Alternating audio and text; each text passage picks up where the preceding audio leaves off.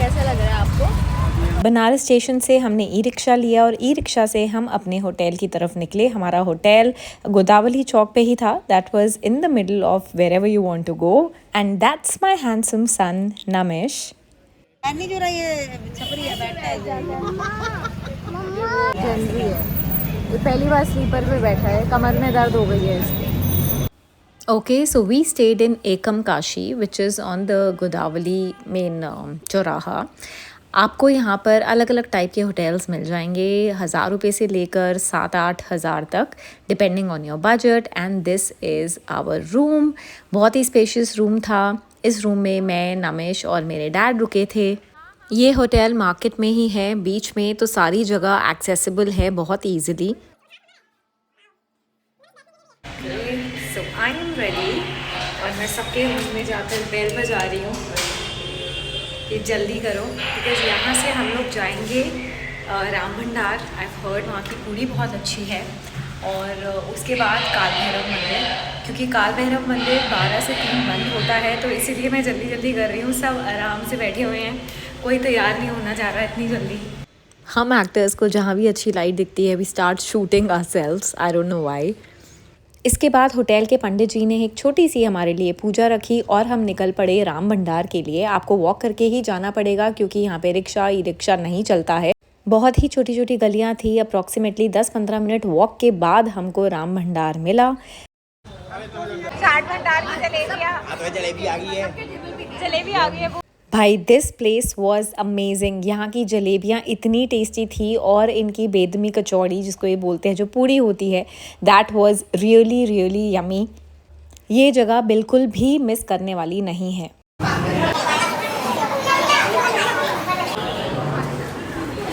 ये पूड़ी आलू है, ये आलू और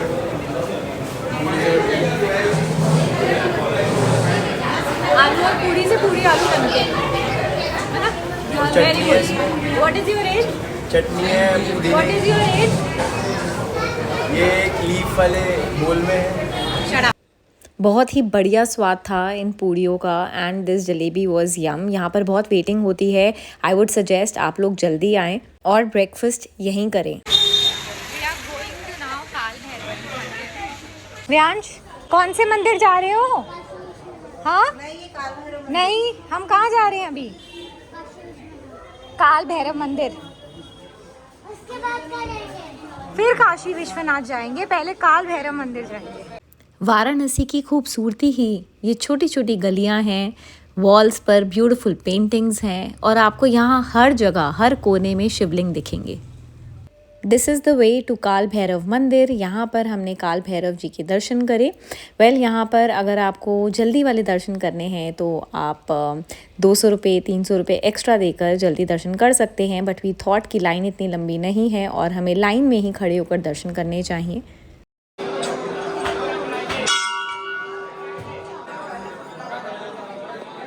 मंदिर के बाद हम आ गए वापस अपने होटल की तरफ।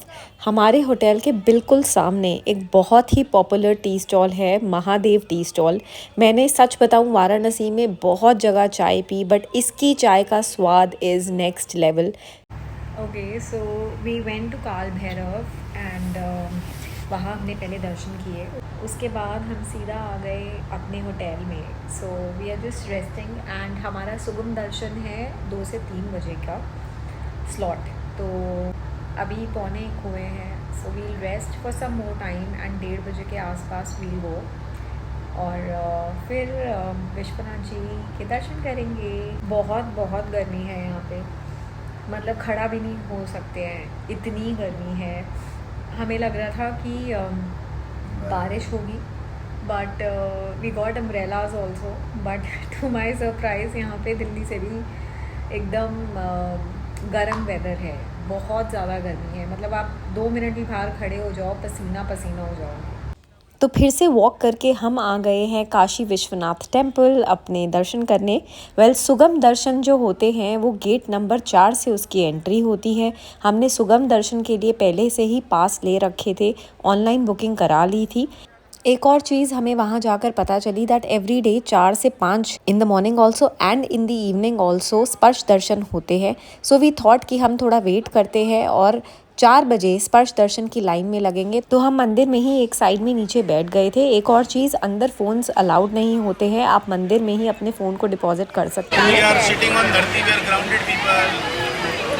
We are so humble. We were so lucky कि भीड़ बिल्कुल भी नहीं थी और सावन के महीने में हमने शिव जी के स्पर्श दर्शन किए और जल भी चढ़ाया। विश्वनाथ जी के दर्शन के बाद फटाफट हमने बोट राइड बुक करी, जो हमें इवनिंग आरती और सारे घाटों के दर्शन कराएगी। हम सभी को बहुत भूख लग रही थी and the best part of Varanasi is कि आपको हर जगह कुछ ना कुछ अच्छा खाने को मिलता है।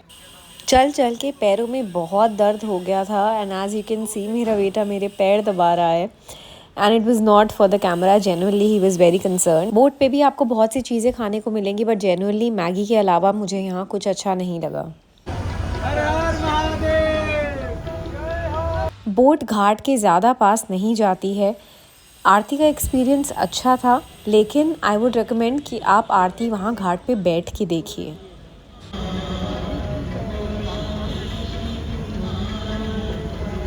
ओके, घाट के दर्शन करने के टाइम पे we came across this hotel. This hotel is very expensive. यहाँ पे एक रूम का रेंट है 65,000। इसको घाट घूमना नहीं बोलते, इसको बोलते काशी का पंचकोश यात्रा। बोट राइड की मुझे सबसे अच्छी बात ये लगी कि जैसे जैसे जो भी घाट आ रहा था, हमें उस घाट के बारे में, उसकी हिस्ट्री, कब बना, कैसे बना, सब कुछ हमें बताया जा रहा था। दरिया वाला गाना इसी घाट पर शूट हुआ है और भी बहुत सारे साउथ के मूवी यहाँ बने हैं।